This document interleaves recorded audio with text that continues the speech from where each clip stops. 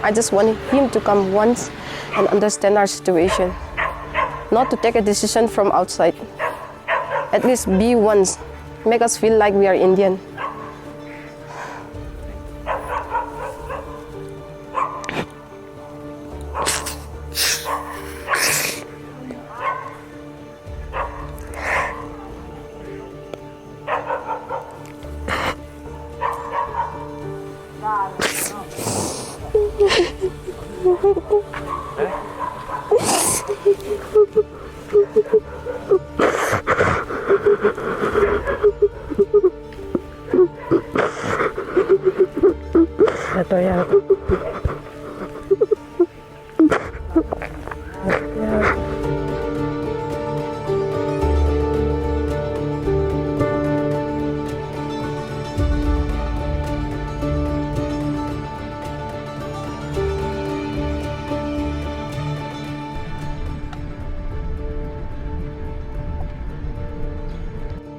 This is the Lysoi Relief Camp, once a sports complex, now a temporary home for hundreds. Across Manipur, over 60,000 people are living in similar relief camps.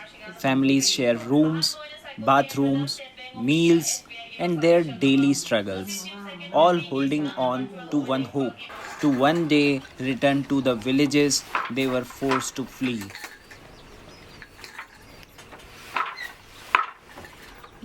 Here we met with Bira Mangal Singh, who has been living in this relief camp since 2023. He once believed the government would bring the violence to an end within a day or two, but today that hope lies shattered. हम तो मानते थे मतलब हम भारत में रहते हैं, India का नागरिक है, हम भारत का नागरिक है और बहुत We are citizens of India and India is a big country. We thought that the Manipur government and the Indian government would stop violence within a day or two and that we would be able to return home. But it has been 2 years and we still haven't been able to go back to our villages.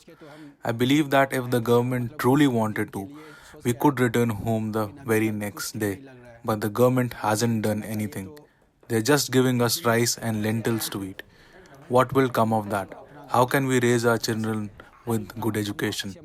I also had a dream. I wanted my elder son to join the Manipur police and my daughter to become a doctor.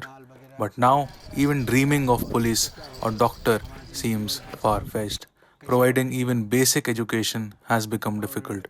Government education is free, but it's not very good.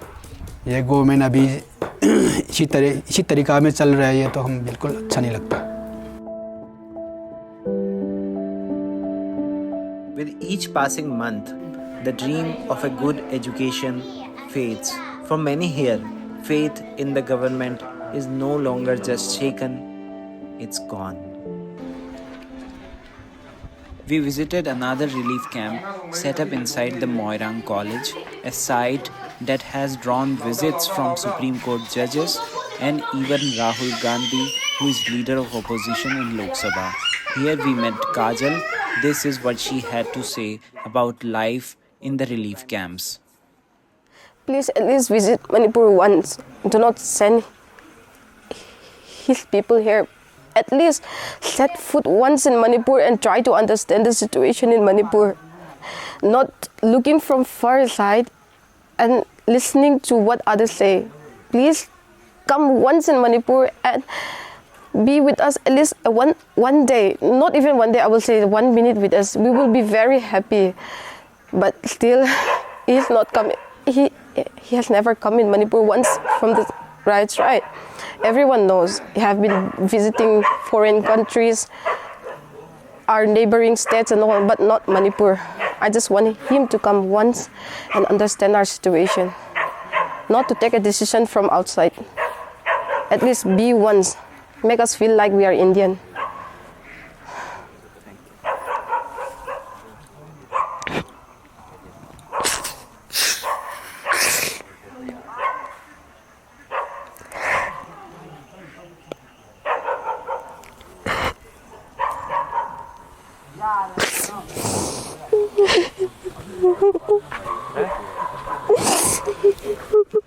Since the violence broke out, not once has Prime Minister Narendra Modi set foot in Manipur.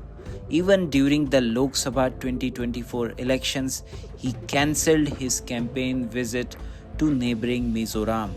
The Home Minister Amit Shah, the second most powerful man in the government, has come twice to Manipur, once when the violence erupted and once to campaign in Lok Sabha election. On both occasions, he made big promises, but on the ground, little has changed.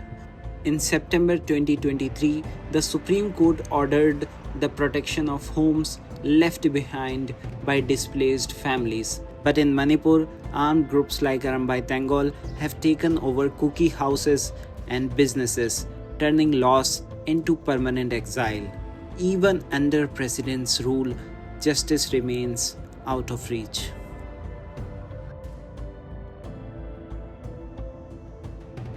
The capital city Imphal told its own story. Meitei flags outnumbered the Indian tricolor even outside the governor's house. In a state torn by conflict, it was a quiet but powerful symbol of the divide that continues to shape the state. We went to Churachandpur, where people are still battling for basic medical care, abandoned by the very system that vowed to protect them. According to Kuki Hanglai Lampi, an organization which works on medical related issues in the hill area, it says at least 100 displaced individuals from the Kuki Zo community have died since May 2023, allegedly due to a lack of medical care. While the government announced rupees 10 lakh compensation for those killed in violence, these silent deaths remain outside its scope.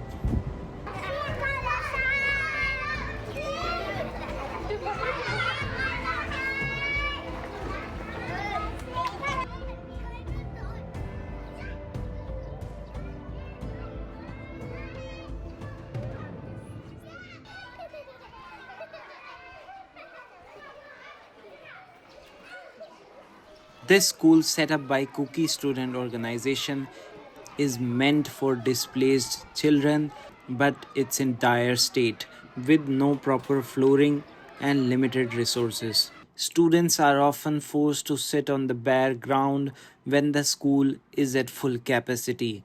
The school urgently needs some support. To set up an institution is not an easy thing, okay?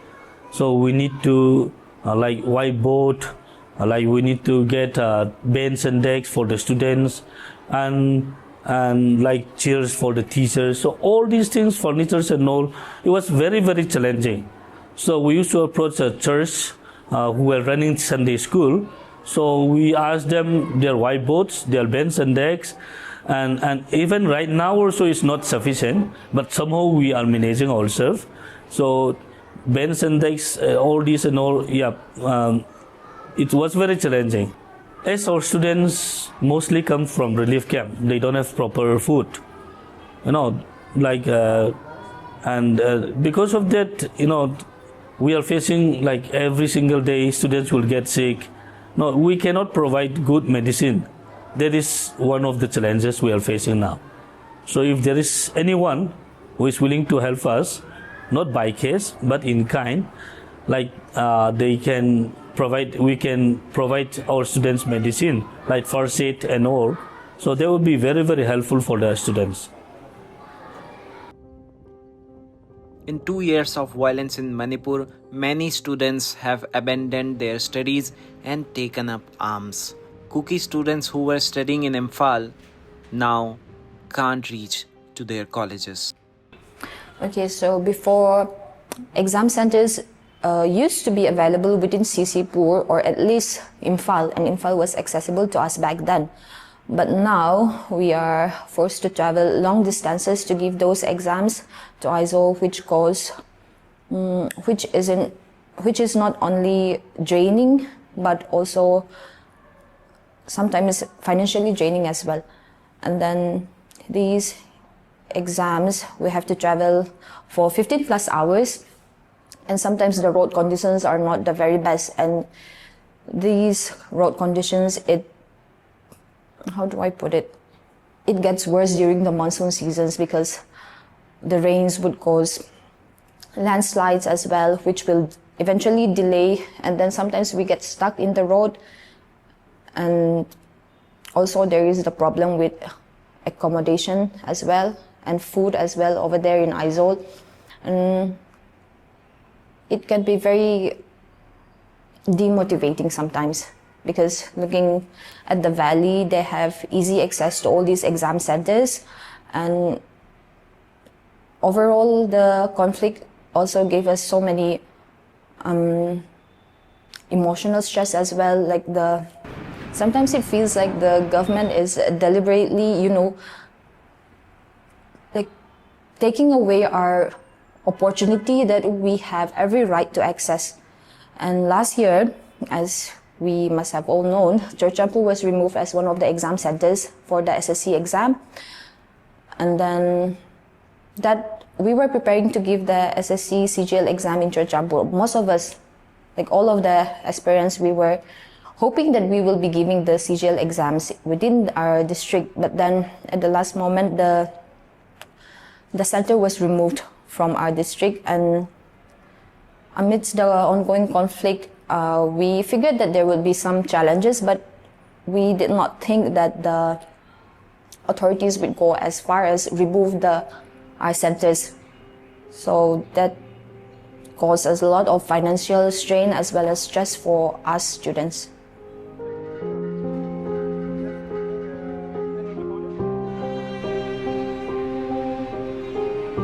Many students who once studied in capital city Imphal can no longer access it. Crossing the divide could cost them their lives. Despite repeated appeals to the Manipur and central government, their suffering remains unaddressed.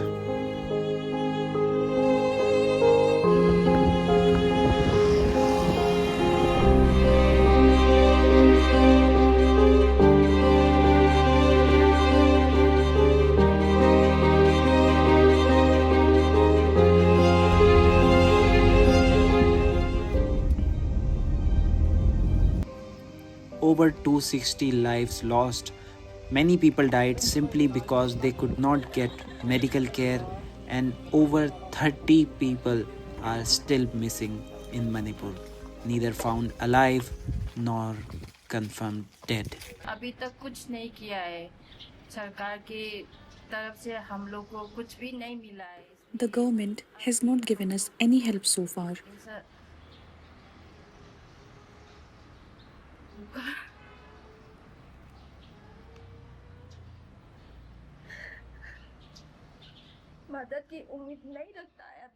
I have stopped expecting anything from them. We have reached out many times, but there has been no response. I have no longer have a home to live in. My husband was killed. When my children ask about their father, I give them false hope.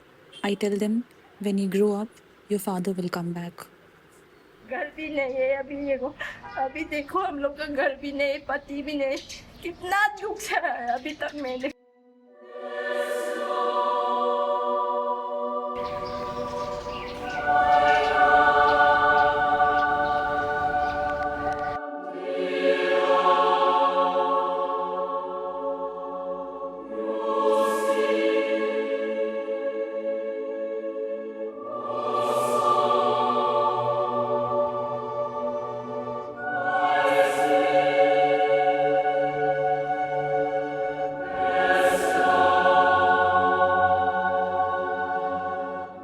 Apart from the killings, India has witnessed one of the highest numbers of attacks on churches by militant groups as a result of violence.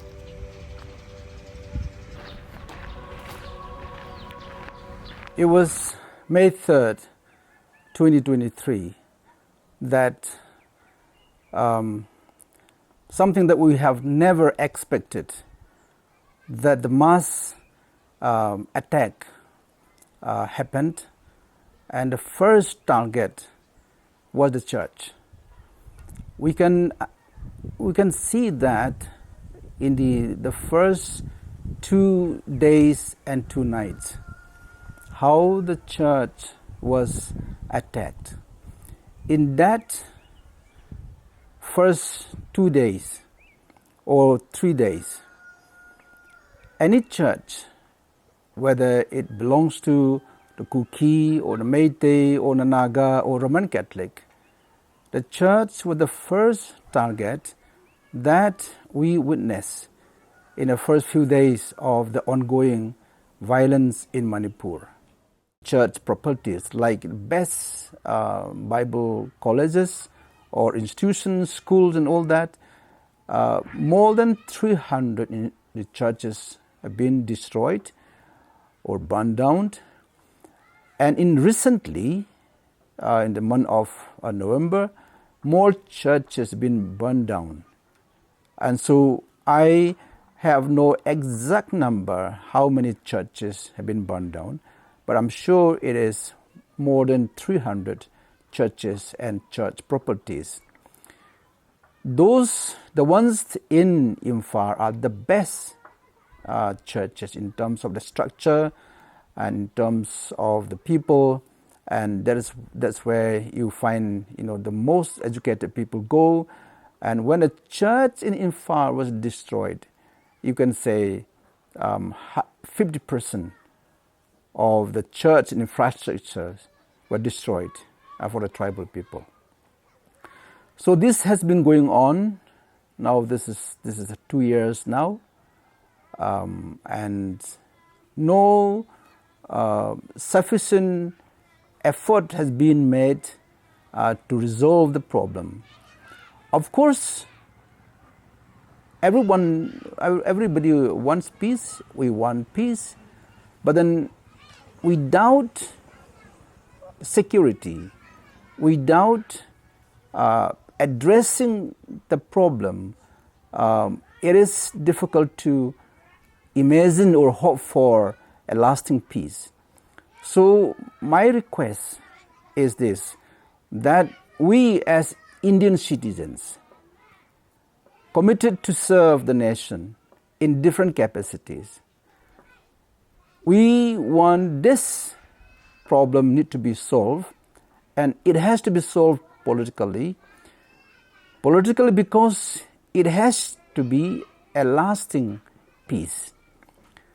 Peace cannot be there without providing security for the people. Therefore, this problem is not just a communal problem. I don't think it's a communal problem. This is a political problem, and that has to be solved politically.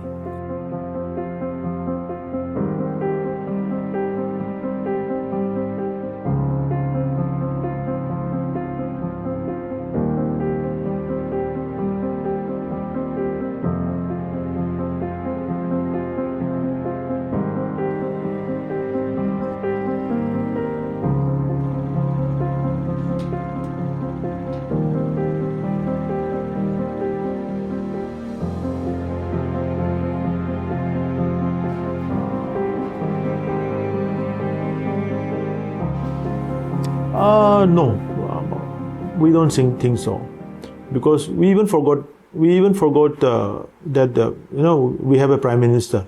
Manipur has a prime minister.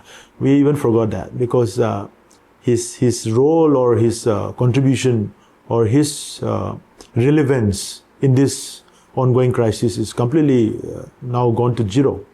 Of course, their loyal party men and leaders will always use his name, that under the guidance of Prime Minister Modi ji, we are doing this and that, but that's just symbolic. It doesn't make any, any difference to us when we listen to that kind of rhetorics. So I think, I don't know what is going on in their mind, but maybe they are also waiting for the right moment where they can at least, make some credible role of the Prime Minister at the right time. Maybe they are waiting for that, but it is too long for the people of Manipur to wait, because India is the only country in the entire world where your own citizen has been allowed to linger under a relief camp as a refugee for 22 months, for 2 years almost. And in that respect, Meitei population are the worst hurt. You know why? Because we have been sovereign and we were the ruler of this part of the world for 22,000 years. And those rulers are now being reeling under relief camp because of the India government's false policy. And that is what we feel today. Government of India is also responsible for what we are facing today. So they should not act as a mediator. They cannot act. They should be a party in this crisis.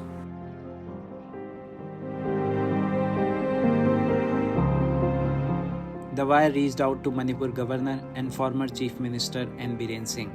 But by the time this story was published, there was no response. It's been 2 years since Manipur was torn apart by violence. More than 60,000 people are still displaced. Justice remains a distant promise. Children are growing up in relief camps. Classrooms have become shelter rooms. Families mourn quietly, still waiting. And in a place where even the missing are forgotten, one question echoes. How many more years before India truly listens?